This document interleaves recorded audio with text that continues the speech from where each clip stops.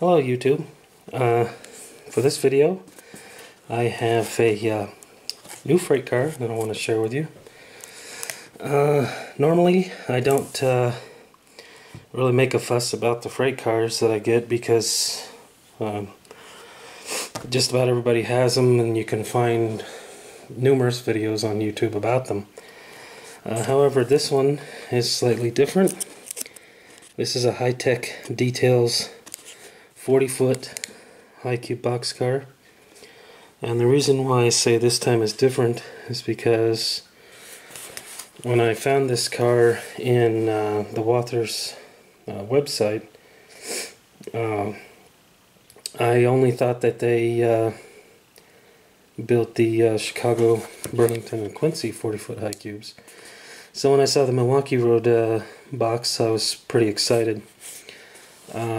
So I looked up on YouTube, and lo and behold, there wasn't anybody who had these on YouTube, at least none that I could find. And you know, I had to wait a couple weeks for the car to come in, so I was a little you know, excited and overly excited and wanted to look at them, so I even typed it in Google Images, and I still couldn't find a Milwaukee Road version of this car. So apparently not a lot of people have it, not a lot of people share that they have it, or not a lot of people care to share. I'm not sure, but nonetheless, High-Tech Details is based out of Ukiah, California, I believe. Yes, P.O. Box 244, Ukiah, California, 95482. So they call this the baby high cube box car. And this is a kit. This is an advanced kit. It's not for you know, people who are looking for a ready-to-run car and just take it out and weather it and put it on the tracks. So let's take a look at it. I'll just pull this end up. Okay. And we have the freight car sides, which are flat. This is a genuine kit. You have to put this entire thing together. Assuming these are the ends of the freight car. I hope I can get this all to line up pretty good.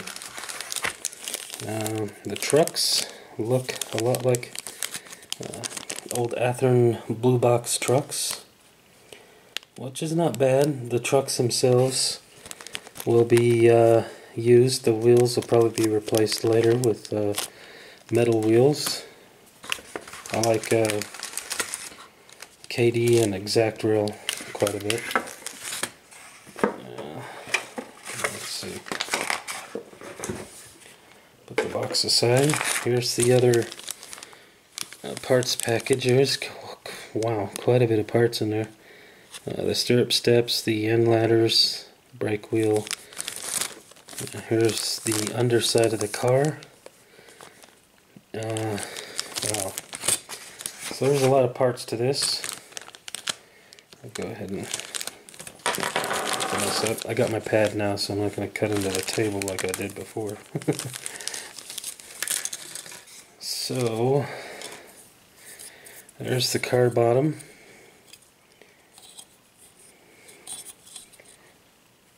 There's actually no molded on detail hardly at all.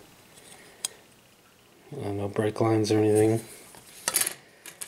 And there's well, there's no brake lines on this either. So I'll have to do the brake lines myself if I decide to super detail it. The stirrup steps up here on the top. The end ladders, the classification boards, and the end step guards, which are etched but not 100% see-through. At least I don't think. No. I have no idea what those little parts there are on the end. Kind of funny shaped.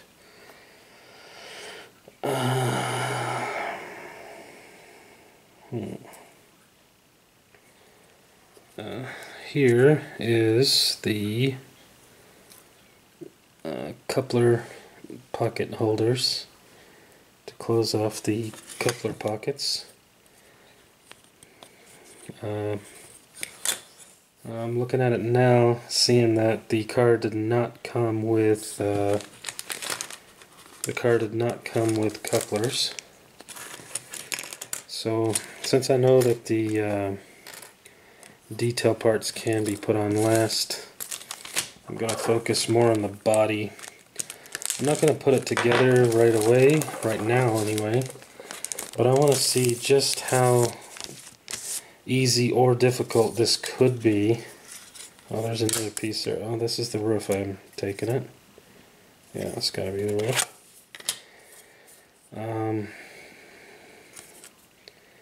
Just how hard or how easy it could be to put it together. Yeah, I'm seeing something already that's a little scary. I'll check the instructions. High-tech details. It's an exploded diagram. But putting the car together is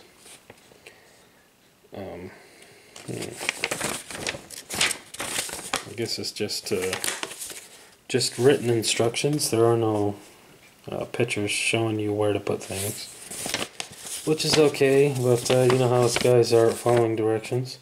Glue the body together by assembling one side at a time. Please note that the top edges must align between the sides and the ends, so the build of the body upside down on a smooth surface, so that you have the plastic box consisting of two sides and the ends. Oh, okay, yeah, sure, I understand that completely. What I don't understand is this. The molded on part where they injected the plastic into the mold. There's a little, I don't know if you can see it right there, a little square piece inside there. I don't know if that fits inside the end pieces, so I'll cut them out real quick. Let's see if there's a notch. Okay, there's no notch inside the end pieces, and it would be down here on the bottom side, so there's none. I can go ahead and cut those off.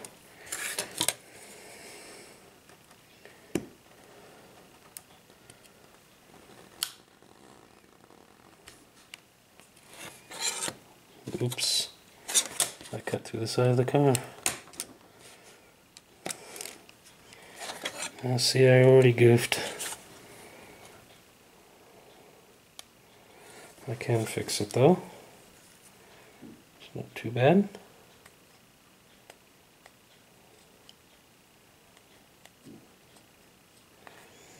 The best part about kits like this is a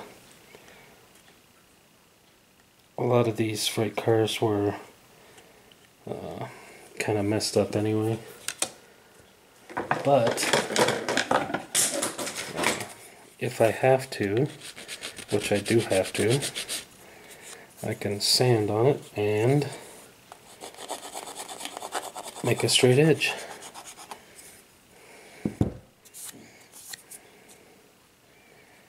Alright, that one is good to go on the edge. I need to worry about the other edges. The top has a lot of flash on it. You can see there's little bumps all the way along the top of the ridge here.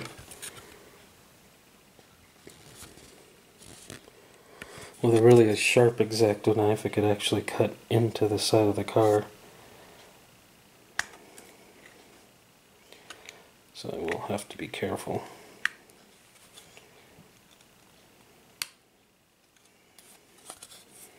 Actually, that looks pretty good. So here's one side of the car. Kind of strange how it goes together. Gotta say, I don't think I've ever built a high-tech details freight car before. I've gotten a lot of high-tech details, detail parts, of course, but not the freight cars. I've known about the Chicago, Burlington, and Quincy 40-foot high cube for quite a while, but I didn't know about the Milwaukee one. Apparently it was a newer release, and they sold out pretty quick, so if you didn't get one, you might not get one for a while. But High-Tech Details doesn't run in, what do you call that, like limited run, special run. They'll actually come back and have another run of this freight car. So you will have another shot at getting it. Okay, now did I just break the whole end of the freight car off? No, I don't think I did. Okay, it's supposed to come off, isn't it?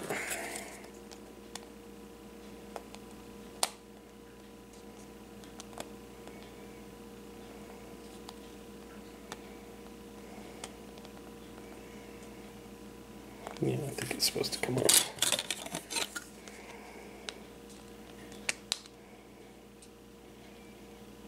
Yeah, see, now that looks good.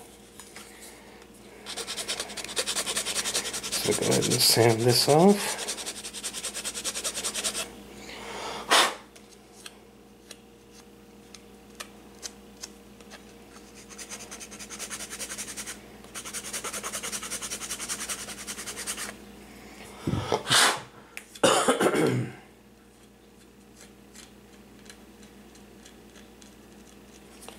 Okay, and here's the other end of the freight car, or side. It's not really an end.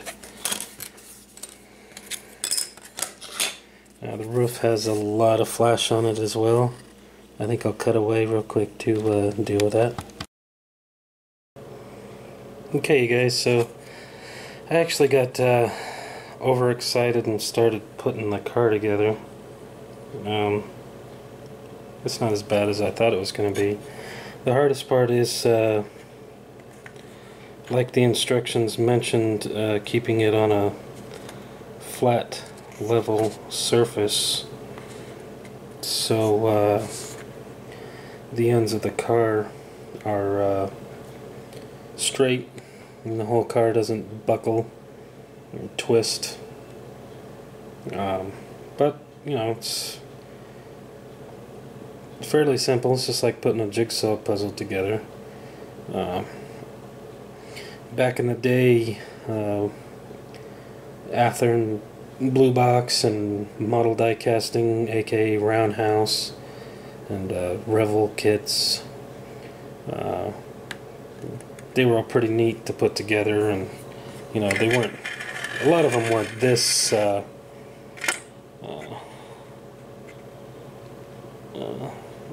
I'm not going to say tough to put together. They weren't this in depth. Well, some of the Revel kits were. I had a lot of the older wood kits with the metal sides and wood bottoms, and I can't remember what they were called, but there was the plastic kits and the metal kits and the wood kits, and you know, those were the best kits to put together. They didn't have any, well, they did have ready to rolls, but they weren't like they are nowadays. Tell you the truth, I like the older kits better. Yeah, I enjoyed putting trains together, as opposed to buying something and having it ready to roll almost instantly. But you know, times change and people change.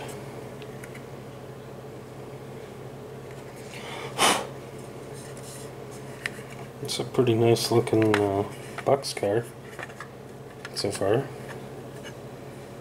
As you can see, it's coming along pretty good. The colors and paint is really crisp and clear on this car. I'll go ahead and get this top glued on there.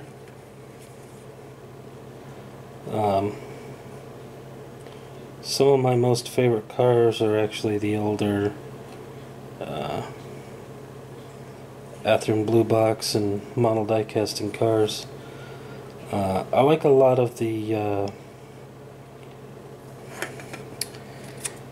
ENC shops of Roseburg and LBF, Hubert's, even though Frank Hubert, who owned almost all of those companies I just mentioned, was not a very business savvy type person, and he did a lot of great things, but he also did a lot of horrible things to the hobby. But it is what it is, and he did create a lot of really nice kits, and I have quite a few of them. The one thing that I like the most about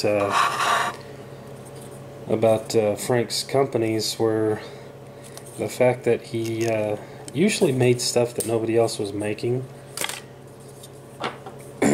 and flooded the market, so it was easy to find. Every hobby shop from 1985 to like 1999 or 2000 era, almost every hobby shop had some of Frank's stuff, whether it was ENC shops or LBF or Hubert's Model Railroading. I know I'm forgetting some. There's some more in there, but LBF probably being one of the best, because he had so many great things that other places didn't have at the time, such as his line of wood chip hoppers. He had the 61, 62 foot wood chip hoppers that were really sought after, and I collected a lot of those, and put them into my collection. And there you go. A glued together Milwaukee Road 40-foot high cube boxcar. You can see the lettering is actually pretty clear on it. I don't know how far I could get that to go in, but maybe zoom would work better. I'll go ahead and try to zoom real quick. If this doesn't work, I apologize.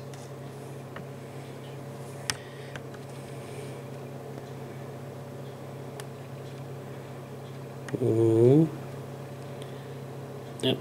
Yeah, you can read it. And just to give you an idea of how small that lettering is that you're looking at right now, there's my big old finger right there. So yeah, that is very small lettering, and it's all legible. The car itself has the long coupler pockets. I like that. That's prototype. Actually, when Microtrains made their 40-foot high cube in Milwaukee Road, they didn't have the long coupler pockets, and I was a little bummed about that, but it wasn't too bad. I don't care. But I ordered 2 of these. I only got one. The other one's on back order. But they are hard to get. They're hard to come by. I've actually only seen one in person, and it was a Chicago, Burlington, and Quincy. But it says right here that CB&Q, Chicago, Burlington, and Quincy, Denver, Rio Grande Western, Illinois Central, Northern Pacific, and Milwaukee Road. Actually, I would like to have a couple of each of those, especially the Northern Pacific and Milwaukee Road. Those are the road names that they make. I've actually only seen the Chicago Burlington and Quincy, the Denver Rio Grande Western, and the Milwaukee Road. Those three I saw on the Walther's website. I didn't even know about the Northern Pacific and the Illinois Central. I knew they had them. As a matter of fact, I think, don't quote me on this, but I believe that it was either Chicago, Burlington, and Quincy or Illinois Central to originally have the 40-foot high cubes first. I want to say it was the Illinois Central, but I just can't remember. I know also Burlington Northern repainted a lot of these, and Southern Pacific had a lot of these 40-foot high cubes as well. But yeah, it's a neat looking car. I like it. The built number says new of January of 1968. I don't know if you can see that. I know you can't see that right now. Where is it? Right there. New 168. So yeah, these cars were actually new in 1967, I believe was the first year of the 40-foot high cube. And I'm pretty sure it was Illinois Central.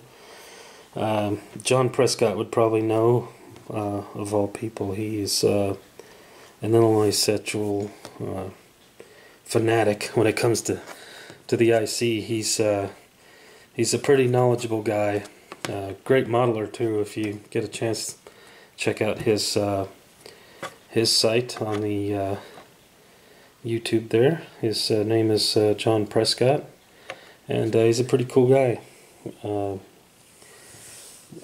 Really good modeler. He's got a big layout going right now, and he's doing a lot of work on it, and it's looking really good.